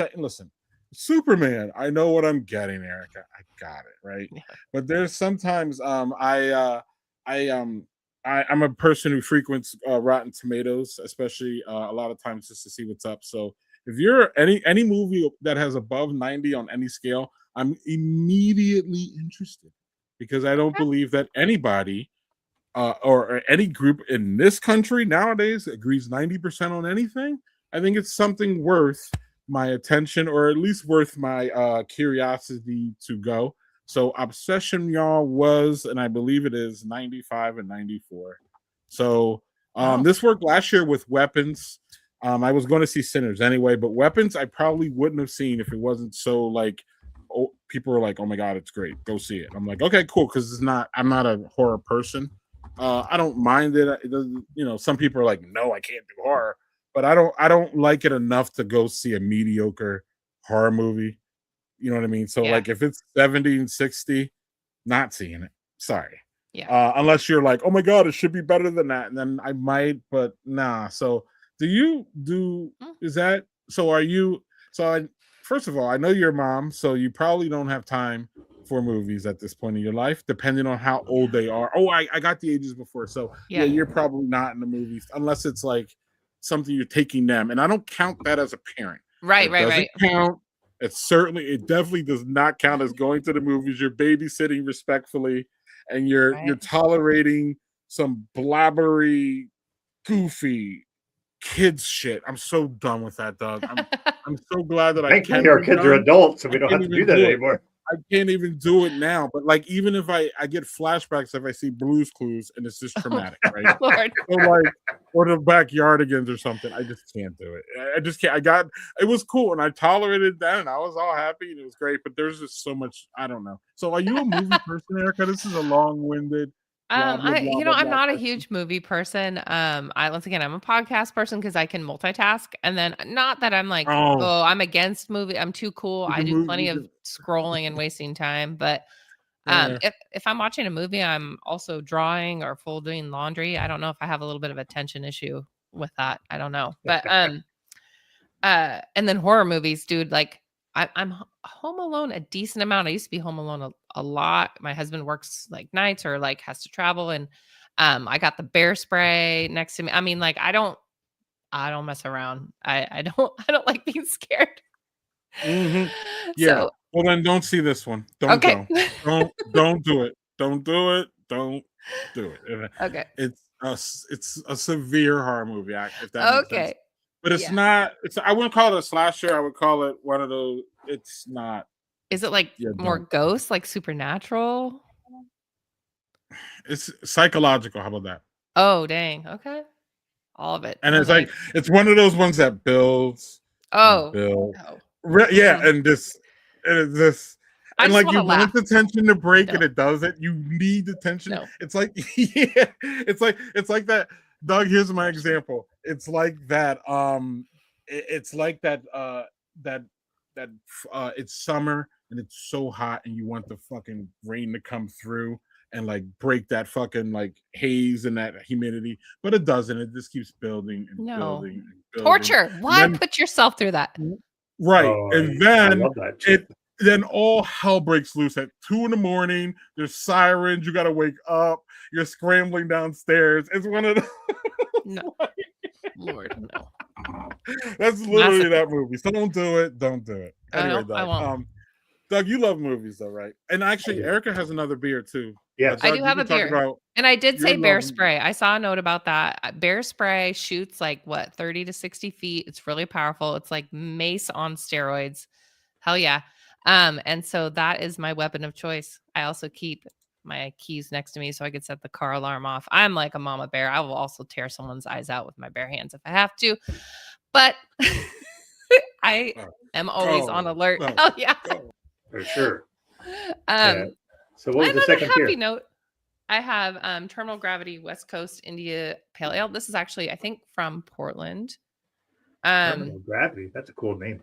That is a pretty rad name. So my family does an Easter beer hunt every year, initiated by me, of course. So we hide beer cans around and take like our little 4-pack holder and go hunting. And this was one that I found in the hunt, of course, green because it hides well. That is a good hider. It's delicious. It's very West Coast. Got some earthy hops to it. It's relatively clear. Yeah, just it's a solid beer. I'd give it a 3.75. Out of 5? Yes. Yeah. Hopefully not 10. No, it's good. I wouldn't say amazing, but good. Yeah. So I'm going to go a bit bigger than that. Okay. What you got? A 2025 10-ounce Bourbon County Stout. Oh, yes. I love that. I love that they're making these because this is the size I can. This is the amount I can handle. I know, right? Those fucking big ass like 20-ounce bomber thing. If I drink that, that's the one thing I'm drinking, and I'm not drinking anything else. So with For this, sure. at least I feel like I can handle It's it a very little better. approachable.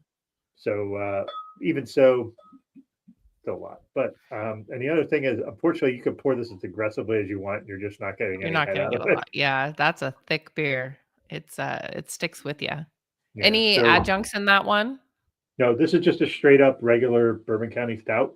Okay. And what's funny is we have a friend of ours who we've been trying to get in the show. We haven't yet, but I think his name is Sam, and he works at Goose Island. And goddamn, I just wish we could get beer from him.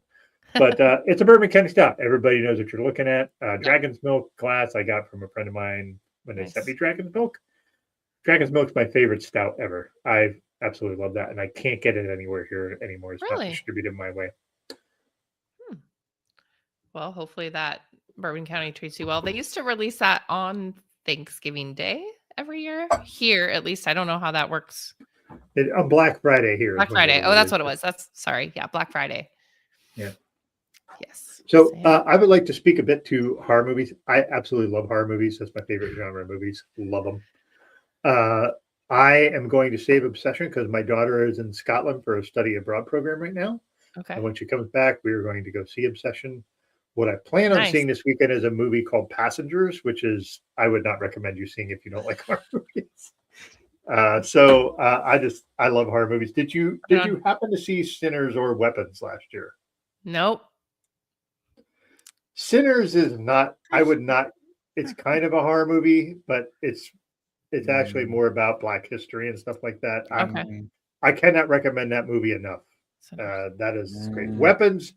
It's a horror movie, but man, it's so fucking funny. I laughed in that theater multiple times. Erica, no. Neither one of them.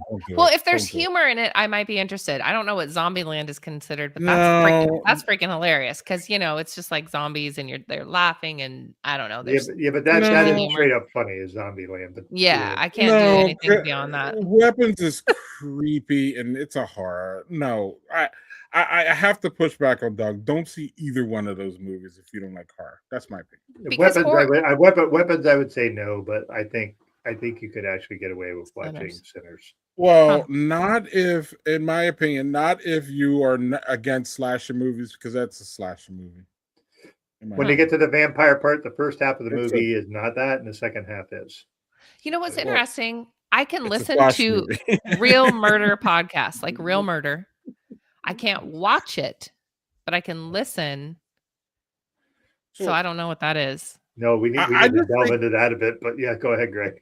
I just think that horror fans like Doug, and I've been around him long enough, like respectfully sometimes don't understand people who don't like horror and try to like talk them into it. And I'm like, just don't even try it. Like it's like the hazy, but it's okay. You don't want a hazy. But I do understand what his point is about Sinners specifically, because it's really definitely more artistic than it is horror. It has horror elements, but I really feel that those elements could be overwhelming to someone who doesn't like that genre. And I feel that a lot of these horror movies aren't really necessarily horror for an hour or two, but those like really, really horrible points could be enough to trigger someone to be like, fuck.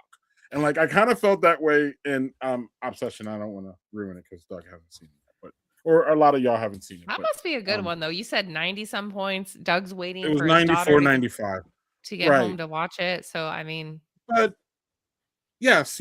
But also I would say that there probably a lot of them are primarily maybe horror people who are like, cool and they're all like ready to go for it. Yeah. And also I think critics too are nowadays to like accept horror for what it is and like look at the artistic thing. So like I don't think they're afraid of being like, so if a critic goes in and like this is a horror movie, they're ready for the horror movie genre. They're not acting like it's gonna be like one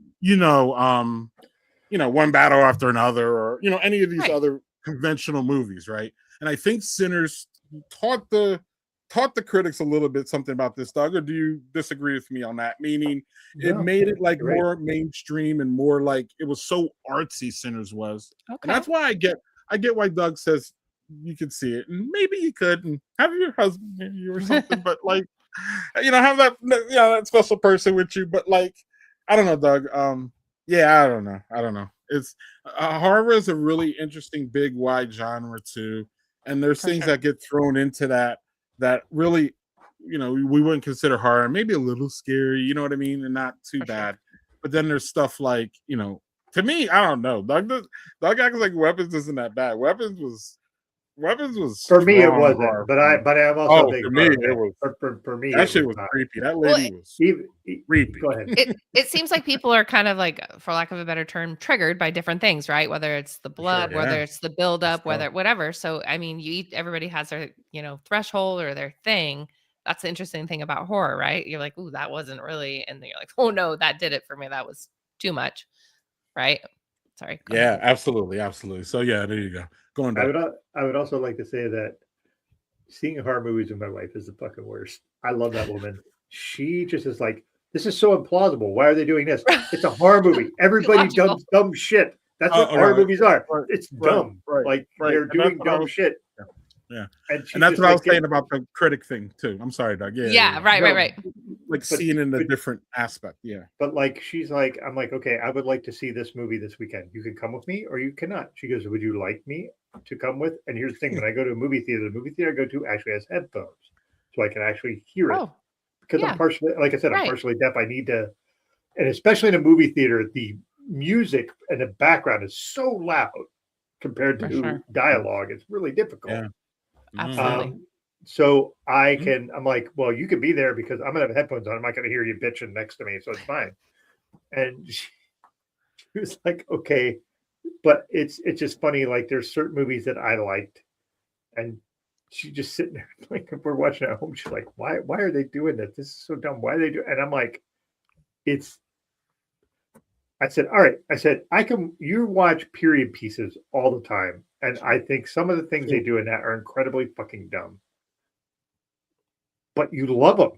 And she's like, yeah. And I'm like, I like that you love them, but I don't sit there and mock the fucking shit out of it while you're watching it. And she's like, it's just so dumb when you're watching. I'm like, I get it. I'm not saying it's not dumb. I can agree with you that somebody walking into a dark basement with no flashlight, like, yeah, that's fucking dumb. Don't do that. Well, it's basically suspended disbelief, and you just have to have more for a horror movie, is what I would For say. sure. Yeah, you I gotta kinda find just- the, Yeah, and kind of the same for sci-fi, right? I mean, it's yeah, for you have to sci-fi. You get got to in be the zone. like, yeah. I mean, what's the best movie of the year so far? You got to suspend a little. Project Hail Mary. Oh, yeah. There's a rock running around and all kinds of shit. I going on don't in there. know. We took our kids to go see it. They liked it. I don't know. I just whatever. It was all right. Okay. Look That's at that. okay. But I'm just saying there was a rock running around, so like a little suspended disbelief. You gotta, you kind of gotta buy into It's an the story. alien. It's supposed to be. It's supposed to suspend disbelief. I mean, I It's did an cry. alien. Yeah. So Well, and that, I cried that's my multiple point. times in that movie too. yeah. Well, and fully my point, Doug, about the genre of sci-fi and the genre of horror. If you go around talking about like, oh my God, why are they doing this? You're probably not going to, fully absorb the experience. And Greg, bringing it back to beer. So don't go on Untapped if you don't like a lager. Don't review a Oh. lager. Don't do it because you're not gonna respect the genre. Just don't do it. She broke the seal. So, as someone who's produced beers and had them on tap, actually, Doug, we haven't talked about this recently, but great segue, Erica. Breaking news, Doug. Something I would love to talk about, and I don't know if Erica knows about me. Is this so? Erica, one of the things that you're an entrepreneur clearly, and and you're a parent. This is going to be great. Entrepreneur and parent, I can say, are two of the most unforgiving things that you could do in your life. You're probably not going to get any wonderful, positive, constructive, consistent feedback outside of the person that you sleep with, respectfully. Other than that, you're not going to really be getting really consistent feedback from your peers or people who you feel close to you. Sure. A lot of times there'll be a lot of questions. So when you do get acknowledgement from peers or people that I wouldn't even say respect, people that you feel that acknowledging you will be a good thing, right? I mean, is this Yeah. Before I I mean, get to what I have to present, please respond to that before we get to what I well, want. yeah, Yeah. there's kind of that thing where it's like, you put something out there and like the people crickets, crickets, but like the people who don't know you are just like cheering you along. And you're like, what the it is kind of interesting how that happens sometimes. Mhm, mm, But mm, yeah, mm, I mean, mm, mm. I, Mhm. I can take So with that constructive being feedback, but let's like lift up the people in our lives. I do it all the time. I don't get the people who don't. They ain't worth my time. right. So I've learned, when you get those wins, especially in parenting too. When you get those wins, you have to, you don't make them, you don't inflate them to be like, blowing it up, but like, you're never really gonna get that. Hey man, I killed. This is really really good. You can look at yourself, and you're like, yes. So when it happens, it's great. So to me, it happened actually while we were on stream here. I What? got a notification that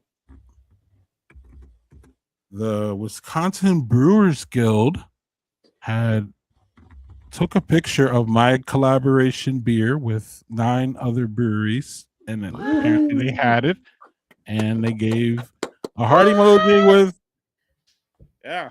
What? Yeah, Greg's big time.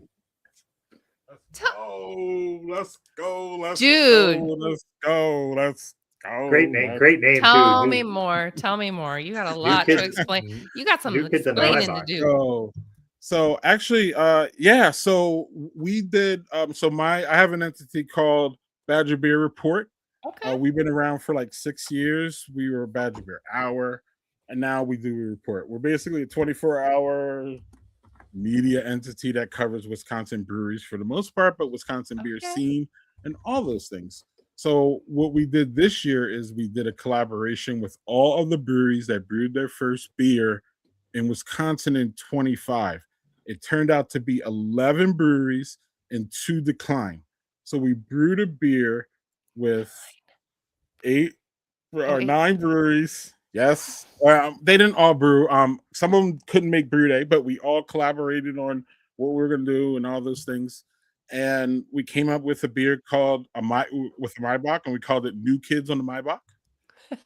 Yes, first concert I ever went Um, to. it, I it love that. and it was definitely the right stuff. But here I'm going to show you. Can you tell Oh, I've been? Can you tell I've been in this? You're so Gen X. Tell me you're Gen and- X. Yeah, we're still hanging. It's still hanging tough actually because it's out there still. Um, here basically is that this is Boulder Junction. They are actually the only brewery that made a page specifically for our beer.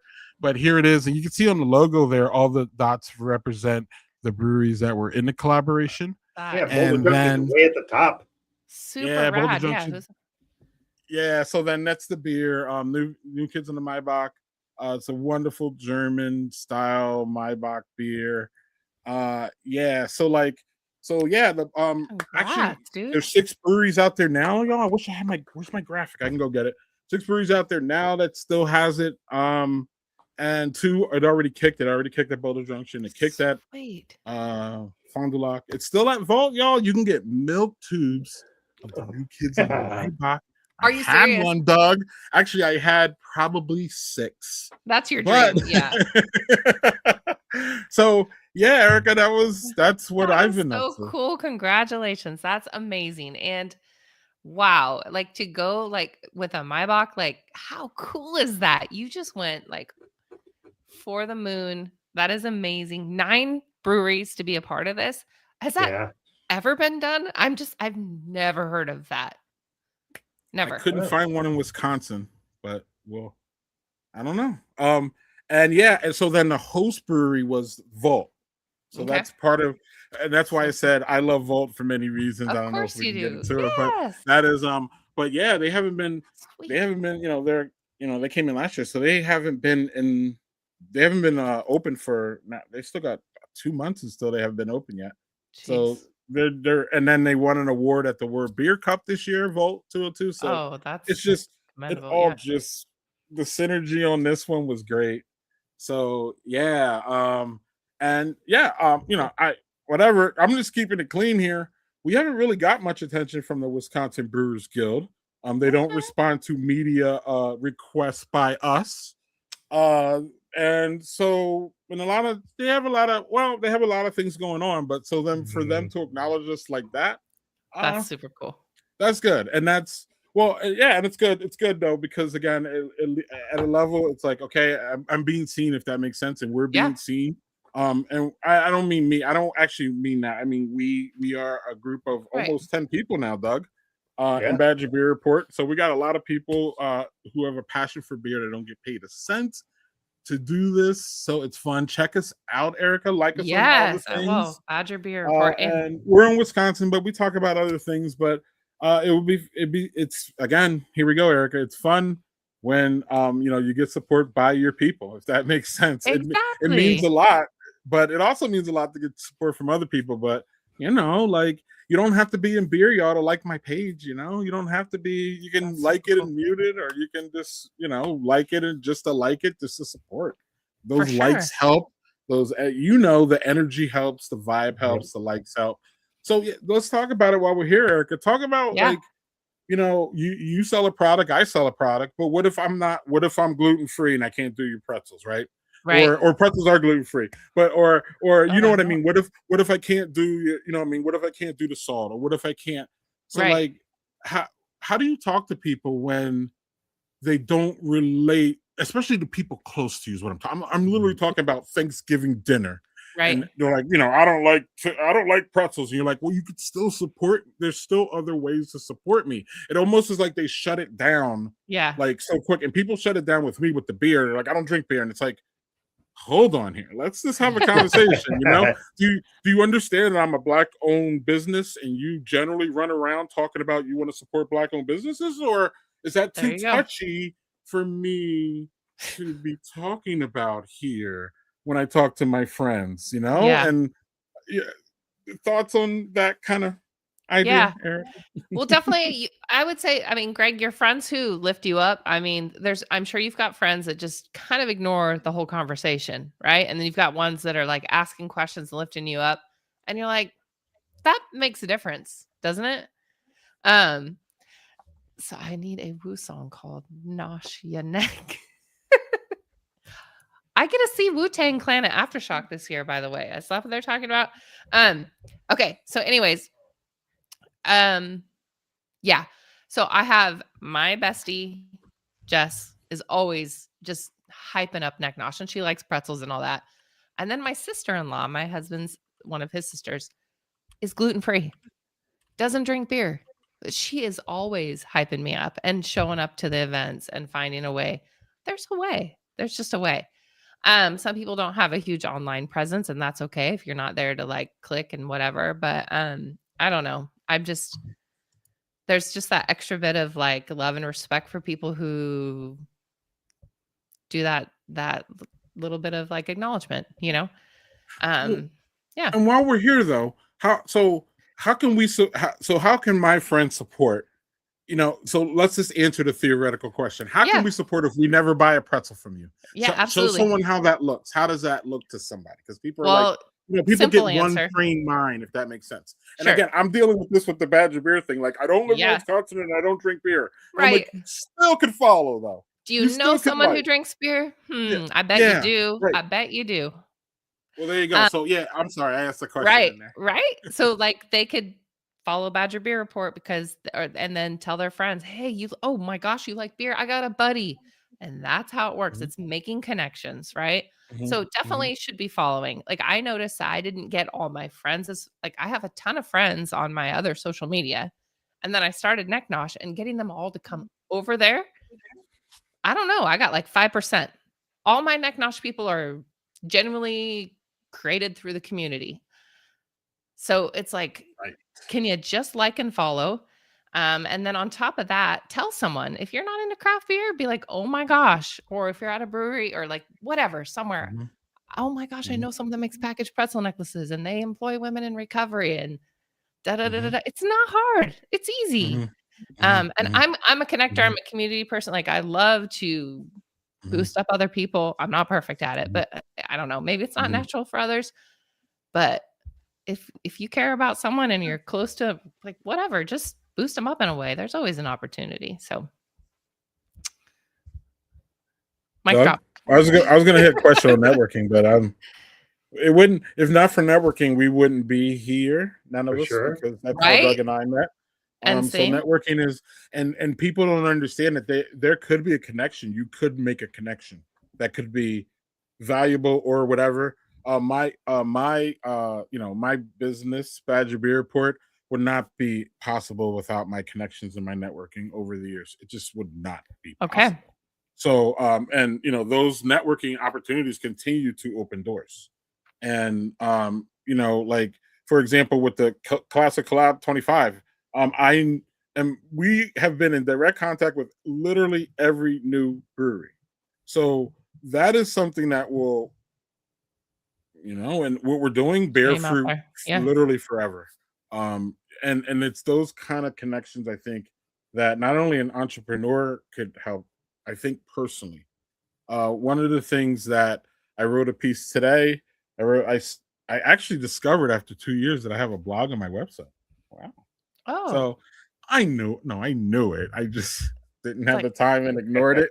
And now I'm like, whoa, now I'm all in. But I wrote today a piece about drink local, stay social. And Nice. that's kind of my latest thing that's kind of my tagline when I That's sign cool. off on Badger Beer Report Yes. now. And then I wrote a big piece today about, or a big, small piece, but Doug writes big pieces. I don't write small. I wrote a small piece about what that looks like in theory, as far as like, drink local and then stay social is, of course, the social aspect of breweries and beer, especially, because beer is one of the better social lubricants. Sometimes respectfully we add too much lube and it gets a little bit problematic and messy, but Also saying sometimes we add too much lube that's a clip. Let's clip a that little out. messy. There we go. Too much of anything ain't great, right? For the most part. So yeah, but yeah, so Like the Outlast of the beer community. You said the Outlast was a little messy. oh Sorry. my goodness. It wasn't literal cannibalism, that show, but damn. Oh Lord. Woo. No, not literal, but man, they figuratively. Woo. Anyway, so yeah, drink local and stay social. What you got, Doug or Erica? You have anything for that little blob of mine? I have for the children. That's for children. That's right. Wu-Tang and Neck Nosh is for the children. Both. That's why I send them to you. I appreciate it because I actually have been like, I should open these because I'm really hungry, but at the same time, I want to save them for like an event that I'm at. Might be stale by now. It's pretzels. I can eat them anytime. I can eat them anytime. Okay. What is shelf life on those? About 3 months. Oh, okay. Yeah. That's probably not fresh, but regardless, I'll eat them anyhow. Okay. So you mentioned earlier before we go, because I'm really curious. You said you listen to podcasts. You mentioned multiple times. Let's go through the podcast because I'm curious because I listen to a fuck ton of podcasts. All right. Oh, Doug, hold on. Can we do this? Love. Oh, go ahead.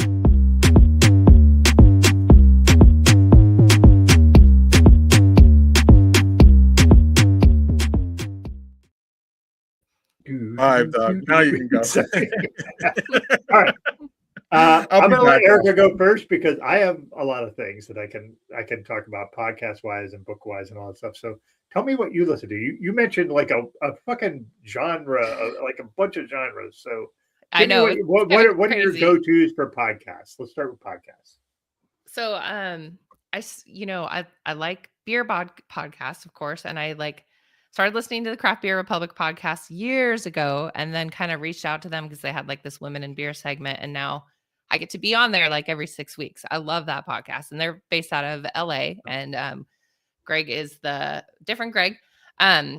one who runs that podcast. I think he's in production somewhere down there. I love the beer pod, and there's a lot of good banter on there, like you guys, a lot of good banter. They don't do like spiritual podcasts, which is totally like another end of the realm, and then parenting, because I feel completely inept sometimes. Don't we all? And then murder, of course. Murder. And then from murder, I'll listen to murder. And then I What are your love murder? What are your murder? What are your murder podcasts? all of them. I've listened to every single one. So it's kind of sad. You know, I know how to do the murder and how to cover it up. And like, no, I know like Is it like My Favorite Murder and Morbid? Have you ever Morbid? It's like the one my both of wife those. listens to. They But like that's more that's not Morbid is not really murder. That's more like spooky and also murder. yeah. Both of those are a lot of banter. And I kind of like to get to the guts of it. Like, can I just solve this Can you tell murder? me how to commit murder? Right. It's between the toes with an injection. No, just kidding. So I feel like that's like a puzzle to me. I want to try and solve it. And then I like political podcasts. I listen to I don't know, Seth Meyers and I don't know, Colbert and all that stuff. NPR. What else? I don't know. Oh, I have a few for you. Okay. If you don't mind me. Bring So I'm going to give you a conspiracy theory podcast that's very entertaining and interesting Okay. and very, very factually based in a weird way. It's called Wait a Second, and it's by Wait a Jason second. Concepcion. And it's basically they talk about conspiracy theories in a way like it doesn't sound like tinfoil hat shit, but it's not like crazy shit. Like one episode it was like on the Epstein, did he actually kill himself? There's Right. also about like, hey, here's this thing about like the Cuba syndrome, which is like the thing where supposedly they did this thing where Russians had this way of using sound waves to fuck with your brain. It's fascinating. It's just Okay. fascinating because like I don't subscribe to all that shit. I'm curious and I want to Curious. hear where are you getting this shit? And then I do the dumb shit like give me all the read all the Reddit stories. Give me all those fucking terrible stories of these dumb people. Yep. Like great. I have like Reddit on Wiki, Two Hot Takes, Smosh. Just give me all those. Okay. And that's kind of laughable. Like that's a good like. It's laughable, but what's great about it is it's like the Reddit stories on those are either it's like, fuck, as bad as I think I am, I'm not that bad. It's fine. But it also does the gamut where it's like, this is like a really super uplifting story. And that's really nice. Okay. So I like those. I do listen to quite a few sports podcasts, but like mostly basketball because that's my focus. Okay. But audiobooks, man. I listen to a shit ton of audiobooks. That's great. So I'm listening to one called, I can't remember the author, and I apologize, but it is by a Black female author called The Chang Gang All Stars, and it's basically this book about like these women get tossed into like we're in the future, and it's like gladiator style, but it's just women fighters, and if they fight for 3 years, they get to escape. It's like the Running Man, but for like women. Yeah. It's super interesting. So yeah, that's cool. I will go all over. Give me the weird shit. Just like I don't know. So yeah. You like the weird. I have you heard of I think it's called telepathy tapes. That's a good one you might like. It's a little bit on the side of the conspiracy theory, but not like it's about people with autism and how they may be like tapping into their own telepathic. And there's this thing called the Hill that several like groups of kids with autism have talked about being able to communicate through. It is mind-blowing. So if you kind of like that, like a little bit on the fringe, it'll blow you away. Yeah. What else? So wait a second, you said? I could. That one is just now granted, understand it's a Hispanic guy, a white guy, and then like a random other guest. Mm-hmm. So it's all guys. So just take that with a grain of salt. No, I get it. But the guy, Jason Concepcion, is this guy who he starts the episode with like something is seemingly unconnected to what they're talking about. But when he talks to the podcast, you're like, oh, I get that. Like he was talking about like the Cuban Missile Crisis, which is one episode. And it ties into like the fucking sound blast. And you're just like, I don't know how he connected that, but that's fucking great. Like, okay. I don't know. I'm if you could slickly produce a good podcast, I'm in. Absolutely. It's All right, y'all. Deal. So I guess it's time for this.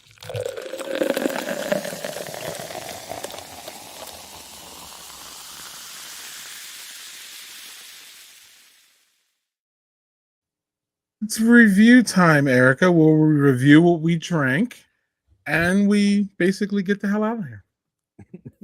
all right. It's like a test. So I'll start Not a with test. not being able to be seen.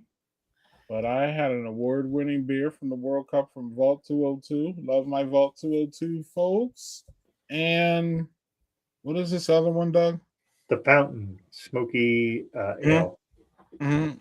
A light ABV, high ABV drinking, smoky ass beer. It was great. Good times. Sounds Erica? amazing. So I had Cloud Nectar from Shred Brew Co. and Terminal Gravity West Coast India Pale Ale. Boom. Both delicious. One's hazy, Ooh. one's straight up.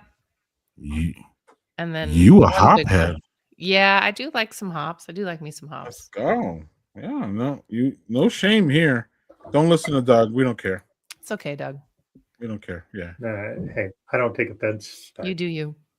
Yeah. So I had this watermelon, oak aged watermelon Kolsch. Nice. Interesting. Definitely like summer beer. Then I had a Doppelbock from Westbrook, which was really, really, really, really good. And then the last thing I had was this, obviously, this Bourbon County Bourbon Stout, which is County. perfect size. Man, just all of them. Like Delicious. the Doppelbock and the Bourbon County Stout were the better of the two. I think I need to have another one of those watermelon Kolsch's to figure out how I feel about it. It was fine in the moment, but I feel like maybe I need to have that when it's really hot. Like right now, it's not really hot where I am. So lawnmower beer. Yeah. Well, the alleged OG and barrel aged is Goose Island. If y'all are interested, go down that rabbit hole because it's not as concrete as we thought it was. Yeah, I love that. But anyway, yeah, I mean, love it. I'm just saying, if y'all wanna go down a little rabbit hole with that one, go down there. And also, we want to thank Erica from Neck Nosh. And Erica, where can we support even if we're not pretzel people? Yes, thanks so much. Go to necknosh.com, take a look, but follow me just at Neck Nosh on the socials and just give some love to myself and to my awesome crew of ladies who are from St. John's program, Women in Recovery, just grinding to make a better life for themselves. And just they call me the Salty Sailor. I didn't come up with that. I'm from a coastal town and I have salty pretzels, so I will. Nothing wrong with that. Nothing wrong with that. Next week we have the main beer babe, Carla Lauder. Personal friends of Doug and I, and someone that Erica will tell you about after the show. So just as a disclosure, because I don't know if I told you, we'll end the stream, but can you please stick around because I have something to talk to you, business entrepreneur to entrepreneur. Sweet. We're two very beer adjacent things we should talk. So then that being said, we will see y'all next week. Doug, do you have any final? No, thanks again, Erica, for popping on and blabbing with us for a while. There's things we didn't even hit yet that I hope we have you on again because I'd love to talk more about some other things. But yeah, please tune in next week when we have Carla Lauder because Carla's awesome. She's awesome. So thanks, Doug, for connecting me. It's awesome meeting you, Greg. And I had a lovely time this Friday evening. And yeah, we'll sign out. All right.